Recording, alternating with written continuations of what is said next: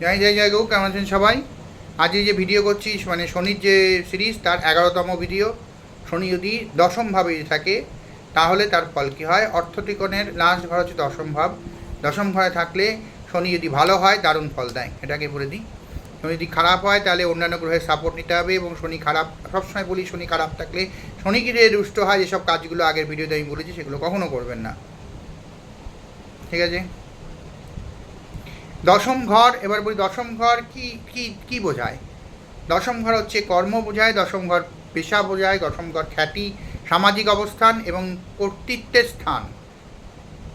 পরিবারের কর্তা, পাড়ার কর্তা, সমাজের কর্তা, রাজনৈতিক কর্তা, এগুলো বোঝায়। কোনোটাই অর্গানাইজেশনের কর্তা, প্রধান, হেড। শনি গ্রহ হচ্ছে শৃঙ্খলা, ধৈর্য, দেরিতে ফল, কঠোর পরিশ্রম, সংগ্রাম এবং সাহিত্যের প্রতি। সাধারণ ফলাফল দশমভাবে হচ্ছে কর্মজীবন এবং পেশায় যে ফলটা দেয় সেটা খুব সাধারণভাবেই কঠোর পরিশ্রম এবং ধীরে ধীরে ধাপে ধাপে সাফল্য পাওয়া যায়। জীবনের প্রথম ভাগে কিছু প্রতিদ্বন্দ্বিতা এবং প্রতিবন্ধকতা থাকে, সংগ্রাম থেকে উন্নতি হয়, কিন্তু পরবর্তীতে ধীরে ধীরে উন্নতি হয়। সরকারি কাজ, নির্মাণ, জমি সম্পত্তি, খনি, লোহা, তেল, মেশিনারি, আইন বা প্রশাসনিক কাজে শুভ ফল দিতে পারে। খ্যাতি এবং সামাজিক ধৈর্য এবং মর্যাদা ধীরে ধীরে আসে, চট করে আসে না।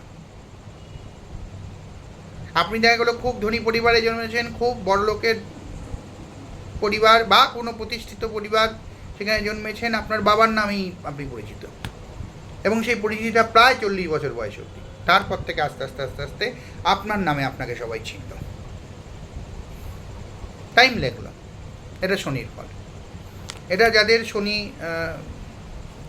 মানে ভাগ্যস্থানে রয়েছে, অর্থ ত্রিকোণে রয়েছে, এইসব ক্ষেত্রে যাদের রয়েছে তারাই বুঝতে পারবে এই জিনিসটা হবেই, ঠিক আছে? পরিস্থিতিটা আসতে সময় লাগে, ঠিক আছে? তাদের কোনো অসুবিধাও হয় না। সাধারণত শনি যদি ভালো হয় তাদের মধ্যে গাটস, ইগোটা খুব কম থাকবে। ইগোটা কম থাকবে শনি ভালো হলে। শনি ভালো হলে তারা পরিশ্রমের দিকে বেশি নজর দেবে, পরিশ্রমী হবে, গায়ে খাটতে, মাথায় খাটতে তারা বেশি পছন্দ করবে। ওইসব ছোটোখাটো ইগো এবং ছোটোখাটো যেসব আবেগ, এগুলোকে তারা দূরে রাখবে। হঠাৎ খ্যাতি তাদের হবে না।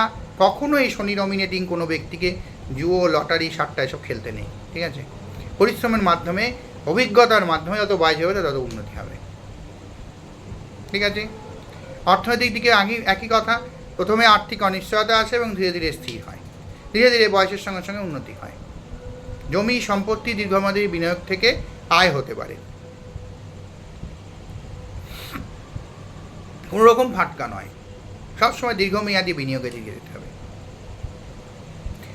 এই দায়িত্বশীল হয়, এরা বাস্তববাদী হয়, ধৈর্যশীল হয়, কখনো কখনো একটু একগুঁয়ে হয় এবং কঠোর মনের হতে পারে। মনে হতে কঠোর মনে, কিন্তু অ্যাকচুয়ালি কঠোর মনের না, এরা খুব বেশি মানে ডিসিপ্লিন হয় আর কি, এই জন্য একটু কঠোর মনে হতে পারে। যদি খারাপ হয় তাহলে নেতিবাচক দিকগুলো দেখা যায়। পেশায় দেরিতে সাফল্য বা অসাফল্য, পুরোপুরি শুধু খেটে গেল, কিছুই হলো না। ঊর্ধ্বতন কর্তৃপক্ষের সঙ্গে স্থায়ী মতবিরোধ থাকতে পারে।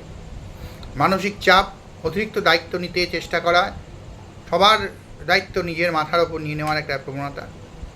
যদি শুভ থাকে তাহলে দীর্ঘস্থায়ী সাফল্য, সরকারি সম্মান, শক্তিশালী কেরিয়ার, সংগঠন এবং ব্যবস্থাপনায় পারদর্শিতা, বিদেশে কাজ বা বড় প্রতিষ্ঠানে স্থায়ী চাকরি হতে পারে, ঠিক আছে? কর্মজীবনে বারবার যদি খারাপ হয়, কর্মজীবনে বারবার প্রতিবন্ধকতা, একটা কাজ ছেড়ে একটা কাজ, একটা কাজ ছেড়ে একটা কাজ, আজীবন কর্তৃপক্ষের সঙ্গে ঝামেলা, চাকরির সাহিত্যের সমস্যা, বললাম যেটা, মানসিক হতাশা এবং অতিরিক্ত দায়িত্বে ক্লান্তি, এসব আসতে পারে। তবে মোটামুটিভাবে শনি যদি ভালো থাকে তাহলে ধীরে ধীরে সাফল্য এদের আসবেই এবং সেটি স্থায়ী হয়।